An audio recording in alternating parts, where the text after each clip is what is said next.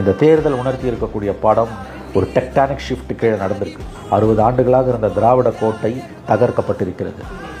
35% ஓட்டு வாங்கி ஒருத்தர் தனியாக இந்தியாவில் மோடியிலேருந்து, ஸ்டாலின்லேருந்து, பினராயி விஜயன்லேருந்து, மம்தா பானர்ஜிலேருந்து, சந்திரபாபு நாயுடுலேருந்து எல்லாரும் 10லேருந்து 30 கட்சி 40 கட்சி சேர்த்து தான் ஜெயிக்கிறோம் அசம்பிளியில், பார்லிமெண்ட்டில்.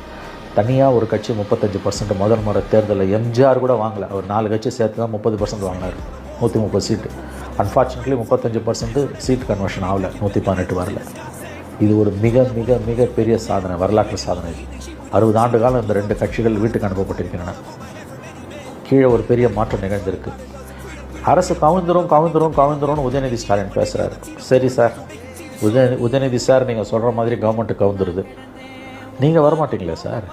இப்போ இருக்கிறதும் போயிடுமே உங்களுக்கு.